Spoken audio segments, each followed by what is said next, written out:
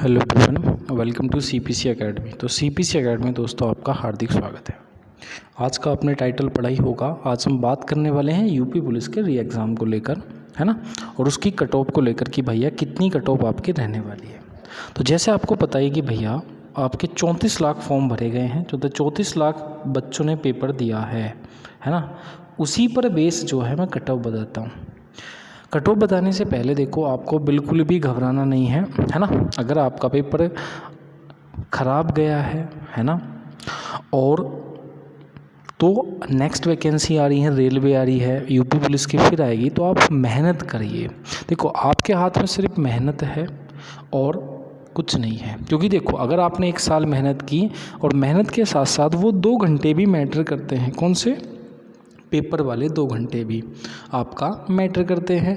तो भैया उन पर भी अगर वो चीज़ अच्छे चले गए 2 घंटे, तो हमारी पूरे साल की मेहनत अच्छी चली जाती है। और अगर अच्छे नहीं गए तो पूरे साल की मेहनत हमारी ख़राब चली जाती है। लेकिन मैं उस चीज़ को, मेहनत को ख़राब नहीं मानता। क्योंकि अगर किसी बच्चे ने बिल्कुल शिद्दत से मेहनत करी, रातों रातों पढ़ा, वो दिन दिन में पढ़ा, ठीक है, पूरी उसने मेहनत की, भले उसके 2 घंटे ख़राब चले गए हों, तो वो चीज़ ख़राब नहीं मानी जाती। क्योंकि चाहे आप आगे, वो कहीं ना कहीं मेहनत आपकी क्या आ जाएगी, काम ही आएगी। तो घबराना नहीं है। देखो, अब मैं सीधा आपको बिल्कुल भी भ्रमित नहीं करूँगा। मैं आपको सीधा बता के चलूँगा कि भैया यूपी पुलिस की कट ऑफ इतने होने वाली है। दोनों चीज़ों में बता के चलूँगा, चाहे आपका मेल हो चाहे आप फीमेल हो, है ना। मैं दोनों बता के चलूँगा कि मेल की कट ऑफ कितनी जाएगी और फीमेल की कट ऑफ कितनी जाएगी, ठीक है। और ये चीज़ हमेशा ध्यान रखना, भ्रमित नहीं होना। इतनी ही कट ऑफ आपकी जाने वाली है, चाहे आप मेल हो चाहे आप फीमेल हो, ठीक है। पूरा एनालाइज करके मैंने चीज़ों को बताया है। देखो, चाहे आप जब रिजल्ट आएगा देख लेना। देखो, अगर आप जनरल में हो, है ना, और जनरल में होने के साथ साथ आपके 102 क्वेश्चन जो हैं वो आपके कट फट के सही बैठ रहे हैं, निगेटिव मार्किंग निकाल के। तो भैया अगर आप मेल हो और आपके 102 क्वेश्चन जो हैं कट फट के बिल्कुल सही बैठ रहे हैं, तो आपका नंबर श्योर है। रनिंग करनी स्टार्ट कर दीजिए, ठीक है। 1-2 नीचे हो सकता है, 1-2 ऊपर हो सकता है, बट होगी इतना ही, ठीक। उसके बाद अगर आप ओबीसी में हो, है ना, ओबीसी में हो, तो अगर आपके भैया 95 प्लस क्वेश्चन करेक्ट है, 95 96 के समथिंग, तो भैया आप रनिंग करना स्टार्ट कर दो, ठीक है। कट ऑफ उतनी जाएगी। अगर आप ईडब्ल्यूएस हो, ठीक है, तो ईडब्ल्यूएस भी मैं मानता हूँ इतना ही 95 क्वेश्चन, क्योंकि इससे कुछ फ़र्क नहीं पड़ता यूपी में ईडब्ल्यूएस से, है ना, ठीक। अगर आप एससी में हो, तो आपके अगर 92 प्लस क्वेश्चन करेक्ट हैं, 92 प्लस क्वेश्चन मतलब 90 से 92 के बीच में, तो आपका नंबर आ जाएगा एससी वालों के लिए। अगर आपका एसटी में हो, ठीक है, और आपके 88 के समथिंग क्वेश्चन अगर सही हैं कट फट के, तो आपका नंबर आ जाएगा। मतलब जनरल के लिए 102 क्वेश्चन सही होने चाहिए कट फट कर। ओबीसी का मेरा है ना 95 प्लस होने चाहिए। ईडब्ल्यूएस की आपकी 95 प्लस होने चाहिए। एससी 92, एसटी आपका 88, ठीक।